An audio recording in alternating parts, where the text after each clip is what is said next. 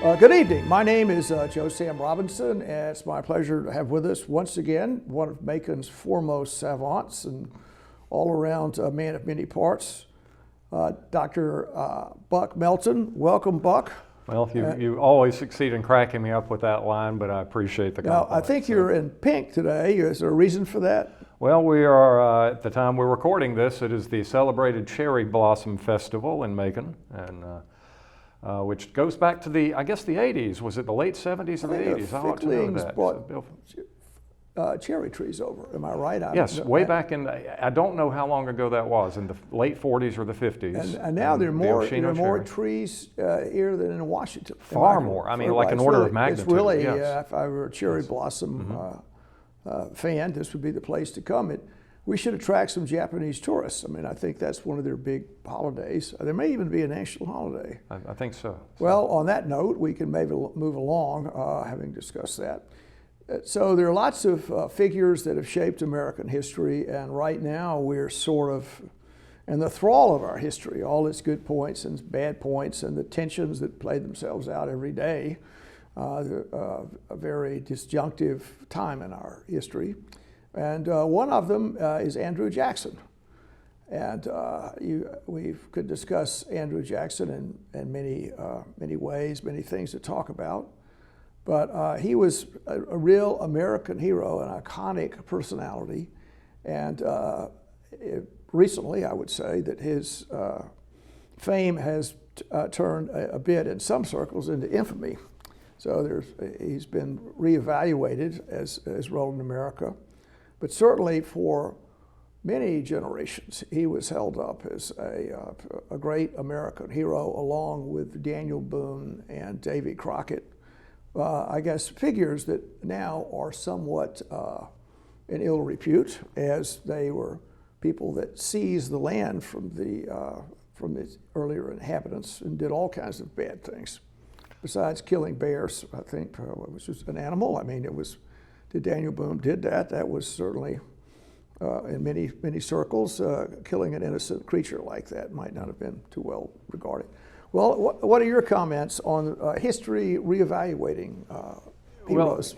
Well, he certainly was the first, I would say, folk pop hero in American history. But I would like to append that he has not, even in his lifetime, he was not universally acclaimed. That he had people pushing back really hard against him at the time. I'm thinking of Henry Clay. I'm thinking of John C. Calhoun.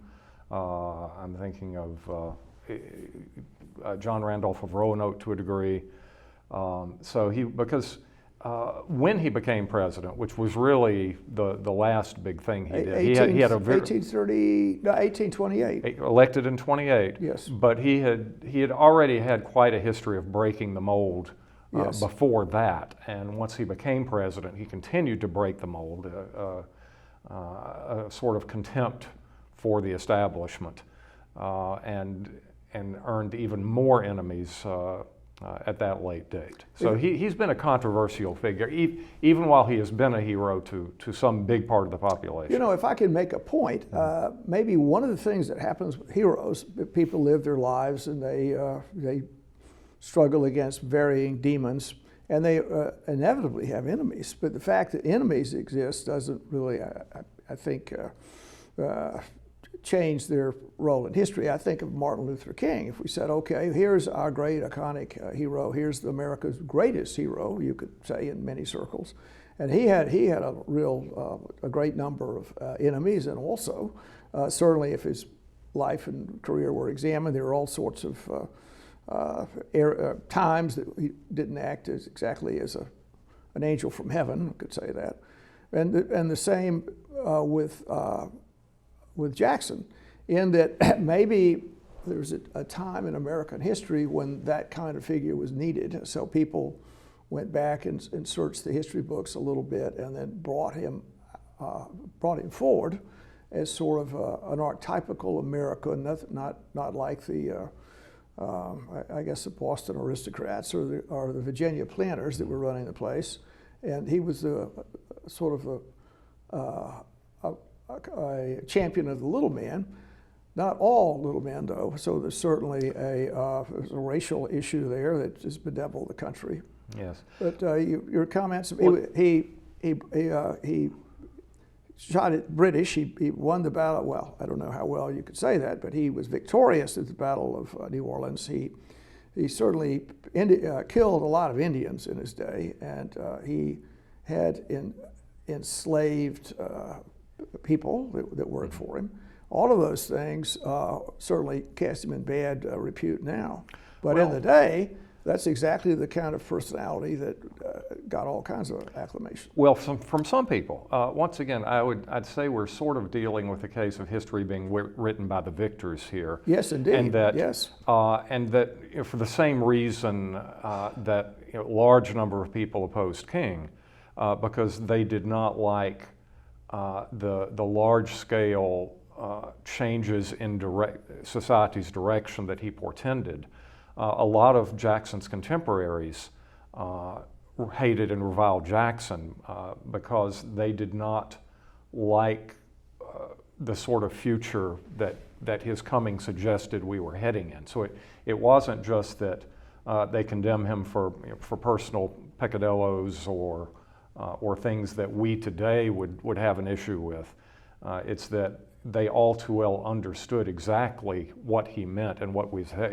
It's sort of Carlyle versus Toynbee, in that at some level they realized that what Jackson represented was the wave of the future, and that it was not a future that they believed was going to be good for America. Did that complete the American Revolution? In other words, for the American Revolution to actually, it certainly never got there, and we could say it's still not there, but the rhetoric the Revolution produced, Thomas Jefferson, his great comments, the literature that came out, Paine talking about the idea of, I guess, freedom in our country, and then the aristocrats that were sort of running the place. Like George Washington, I think, is quite a figure in that he would be a person, if I could say this, who would really not, to put it mildly, would not like Andrew Jackson, wouldn't think he should be an officer. He wouldn't think he was really needed to be suppressed. And he certainly would have been appalled when Jackson put that enormous cheese in the White House. You know that story, Bucky? I do. Can you repeat that? You probably know it better than I do, but I think on his election, to celebrate the election of the common man, the town made the huge cheese. He put a huge, yes. I'll exaggerate slightly, a 2-ton cheese yes. was wheeled into the White House, and like so many mice, his supporters came in and nibbled the cheese. So it was pretty, and certainly there's some stuffy plutocrats around that were quite appalled at that. Well, I'm not sure you would have had plutocrats at that point, but certainly aristocrats. That yes, that. We didn't want the White House yes. to be faced with this 2,000 pound hunk of cheese. Yes. So that doesn't. I mean. But to go back seems earlier, like it's out there a little. Yes. Yes. But to go back earlier, yes, that the founding generation, the Jeffersons, the Washingtons, when Jefferson is talking, all men are created equal. He's the sort of Rousseauian idea, man is born free and everywhere and is in chains. Didn't he steal that in some way? I want to think George Mason or someone had said something like that. Yes. Almost and put property in there. And yes. Jefferson took property out. Well, life, liberty, and the pursuit of property, or life, liberty, and the pursuit of estate was or life, liberty, and estate was John Locke. Well, I mean, there was even another. He may have said that, and then someone else said it directly yes. before. There was another figure there yes, in the time of the Revolution. Yes. But at any rate, it was not democracy. It was republicanism. Yes. But it was not democracy, and Jackson either is a result of French Revolutionary ideas or helps to further those French Revolutionary ideas, or in reality probably both, that starts seeing all white men to be truly equal and therefore should have a voice in government. So in that sense, yes, Jackson is far more democratic than the than the elitists of the founding generation. Just like I'm thinking about Oklahoma, there's a musical of whatever past generation where there's a line in there. I'm not saying I'm no better than anybody else, but I'll be damned if I ain't just as good. Right. It's sort of it really resonated. Yes. I mean, that kind of attitude. And when it was almost another revolution. In fact, I think historians have made the comment. There's a rather famous report about how Jackson had changed everything, and the states opened up they dropped the property requirements to vote, and I think they elected judges. Is that correct? Yes. Well, this started happening before Jackson came in, and in fact was one of the reasons why Jackson was able to be elected. That right after the War of 1812, beginning in 1816 to around 1825, you start seeing the dropping of property requirements. You start seeing the French revolutionary ideas sort of gradually get filtered over. The popular election of judges is more of a result of Jackson's, well, not his presidency, but that's sort of at the tail end of the Jacksonian period, by the 1830s, 1840s. But yes, in that sense, we see Jackson as simply a representative of this move towards the common man. And of course, when we say common man, we do have to qualify that, the common white man of European age. descent. Yes. So. Well, it's interesting to consider the role that government and property have an interconnection that seems to be a long-going one. And it might be well said that the purpose of the government was to protect property. Mm-hmm. And if you didn't have property, the government wasn't for you. You shouldn't, since its purpose was to make sure that everyone's estate could be preserved and no one could take it. So that's kind of a big deal, isn't it? That interaction between democratic government and property. It's really complicated and plays itself out still quite a bit, doesn't it? Well, once again, I mean, if you read the Fifth Amendment, if you look at Jefferson's, or if you will, Mason's or Locke's term, property is just one of the big three. And if you want to do it in hierarchical terms, it's the third most important of the three. First is life, then liberty, and then property. Now, of course, back then, government was not as big, it was not as all-knowing, not as all-seeing, it had far fewer operatives, and so it was easier for government to threaten your property, especially in the form of realty, because you always know where the realty is. It can't move around, it can't be hidden.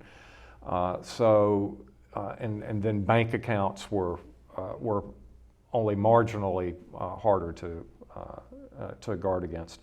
And so even though government was much smaller back then, property, I think, probably would have been a disproportionately high concern. Now, once you get to the 20th century, for instance, and government starts to be much bigger and much more pervasive, liberty becomes a much bigger deal. In practice, not just in theory. Well, indeed, if you, I think looking at the Jacksonian era, you could say that liberty was certainly a bridge to protect property, and that interchange is certainly there. I mean, the Ten Commandments, you shall not steal, and so that's you can't. Property is sort of a sacred thing, and indeed, that interchange between, I guess you could say, property rights and human rights, whatever they are. I'm not sure what I know they are, but in any event, that plays itself out in a really complicated way in our present era. It's certainly there. Yes. Well, it's funny because if you think of Patrick Henry, for instance, give me liberty or give me death. So liberty, of course, is that really big, important word of the Revolution. But who are the revolutionaries, and what do they really mean when they use this word liberty? Well, when you get really blunt about it, it's a bunch of smugglers who are saying don't take our stuff, which is property, not liberty. Or it may well be that it was. Sometimes there are catch-all phrases out there. We could pick some words out that are tossed around a lot. I mean, I think freedom, you could throw that out, different words, and they actually mean something else. I mean, they're just a cloak tossed over concepts. And I think you could say liberty, maybe that really means that you're not going to have another status hierarchy impose their boot on your throat, so to speak. Mm-hmm. So if you have the English lord that's a popinjay sort of walking around and mocking you or mocking your accent, that maybe the liberty meant that you didn't have that person impacting on your world. On the other hand, the concept for many people was quite diminished. You could say there could be liberty if you were a subsistence farmer. In other words, you had no human interaction with anyone. Yes. Maybe that was free. No human or very little human relationships. Well, this is the Jeffersonian idea of the yeoman farmer that, and his critique of Alexander Hamilton was that Hamilton, and I think Jefferson had a quotation that how is America going to be truly independent if American businessmen are in hock to New York bankers who are in turn in hock to London bankers? Yes. We can proclaim political independence all we want to, but that economic dependence destroys it. And Jefferson says, only if you are self-sufficient on your little plot of land are you truly independent. But I've circled this back to Jackson there. Because while we are technically independent, while the British and most of the other great powers of Europe had, through gritted teeth, recognized our independence in the 1783 Paris Treaty, we were on a knife's edge for the next 30 years. And France would have loved to reassert her control and regain New France in North America. The British would have loved to have us come crawling back to them because we were so dependent on their trade.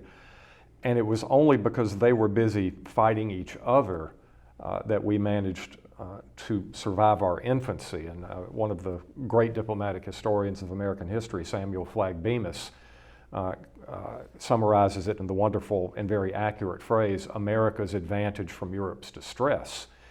And it's not until Jackson at New Orleans beats these battle-hardened troops of Pakenham who had been fighting Napoleon for years, and not just beats them, routs them, that we truly show that we now have the ability to defend that part of the continent that we possess from Europe, that we are truly independent. And the victory, which you could say the yeoman, to many degrees, I mean, who knows who was with Jackson, maybe a pirate or two, or I don't know, Indeed. An escaped criminal or whatever. Still, the idea was there's a song, the Battle of New Orleans, yes. or whatever, really reflects a major weave in the American psyche.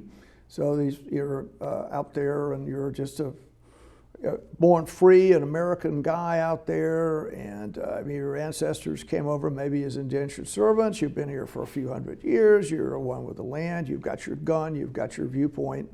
This is your country, and that's witnessed by Andrew Jackson, his victory at New Orleans, putting down the British, regulars. Although you could also make the case that the militia didn't do so well up in Canada. The idea was that, the Kentucky militia, which is going to march throughout our northern neighbor's land and did win battle after battle, and that was not the case. They couldn't stand up to the well-trained British regulars that were always a problem for our rather ill-trained troops.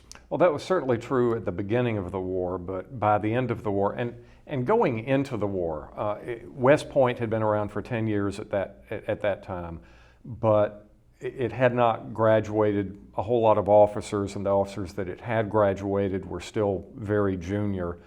The leadership of that war at the beginning were really holdovers from the War of Independence, and they had not been professional soldiers at that point. And so you do get debacles.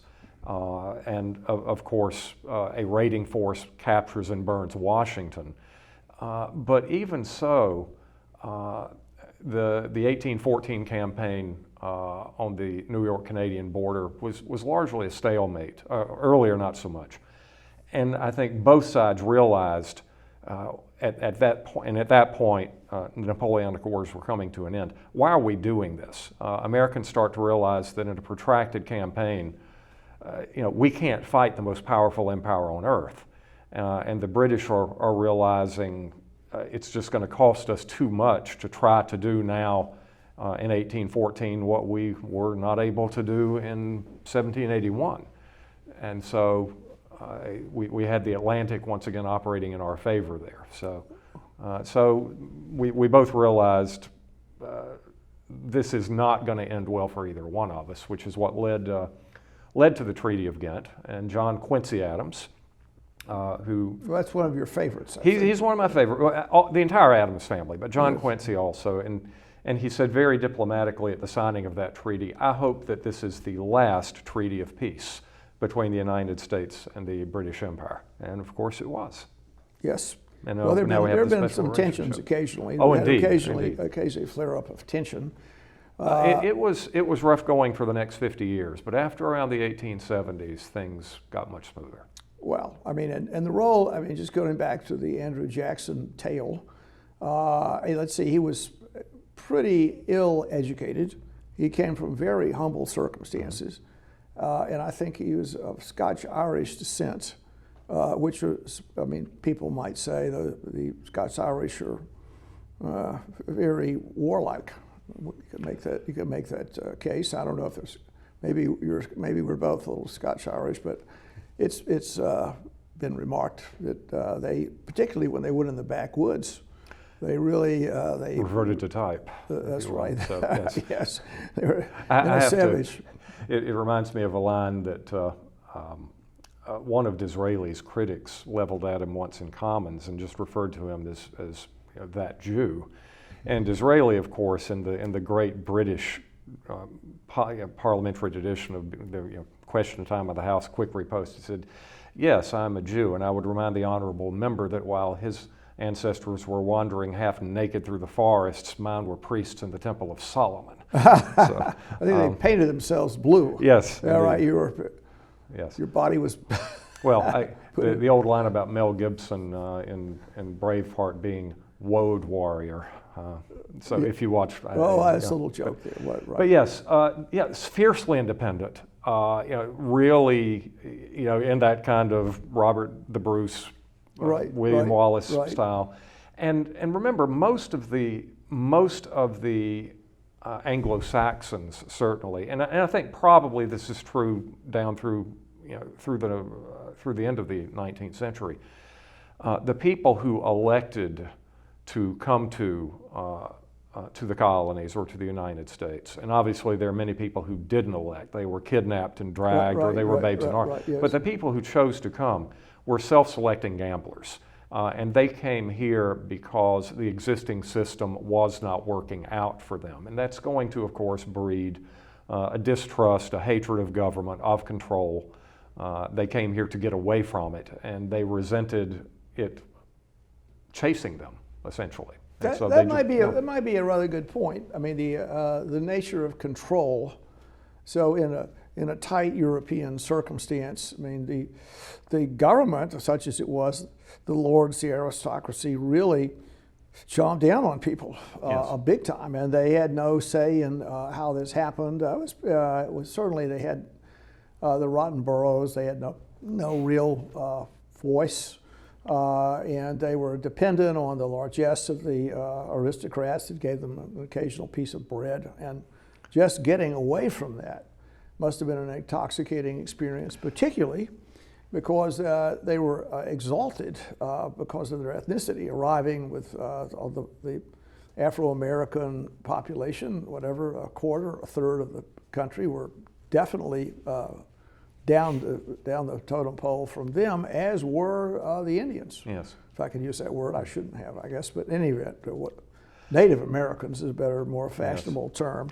Well, we have to remember that during the medieval period, the notion of the individual with individual aspirations, individual motivations, nonconformist idea, that's really a very modern idea.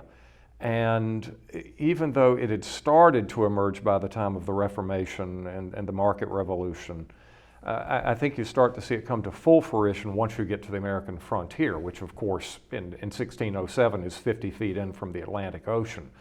But look at the use of the first person. So phrases that we use without a thought, well, I reckon, or in New England, I calculate. Mm-hmm. These become a big deal in the colonies, and it shows what I think matters. I mean, to quote a famous Billy Joel song, they say there's a heaven for those who will wait. Some say it's better, but I say it ain't. Mm-hmm. What I say matters. My mm-hmm. opinion counts. And you start seeing this sort of become part of the American outlook on life. That's a rather good point. I'll have to think about that. I've heard, well, it's more of a country word. I mean, you hear it some. Mm-hmm. My grandparents certainly used it, mm-hmm. I reckon. And yet that's it's sort of an assertion of an independent view of things. Mm-hmm. And now, tracking that word down, was that a word that flowered in America, or it'd be interesting to look at the Oxford Dictionary. I think we will both run home and look at our OEDs after the show tonight. Yes. So.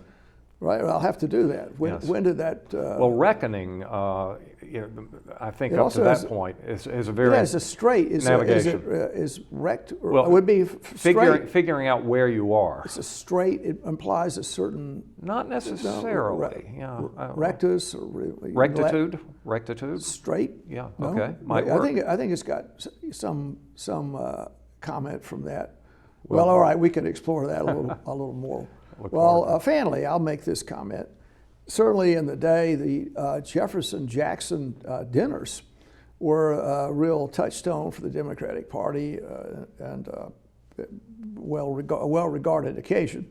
I don't believe they exist anymore, which is interesting how today's heroes might be put in the dustbin of history, so to speak. And another thing to remember is I think the heroes that are out there now, their longevity may not be as great as people imagine. I mean, maybe each situation requires a new set of heroes, and the old ones, the statues are pulled down, as we've seen recently, and Robert E. Lee is gone from Monument Avenue in Richmond, and the same way that King George III was pulled down in New York.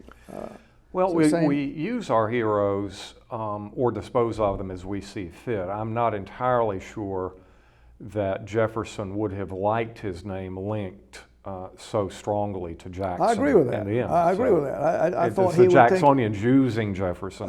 Right, well, they just tossed the two together. Yes. As part of their, I guess, efforts to sanctify their opinions, yes. which is often what happens, isn't it? If you have a set of opinions, you can't possibly criticize Thomas Jefferson or whatever. I mean, this is the kind of world he wanted.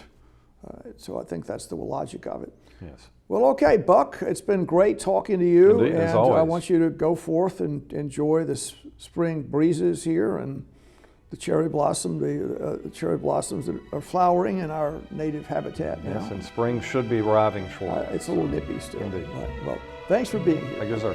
We'll talk soon. This program is brought to you by the Georgia Neurosurgical Institute.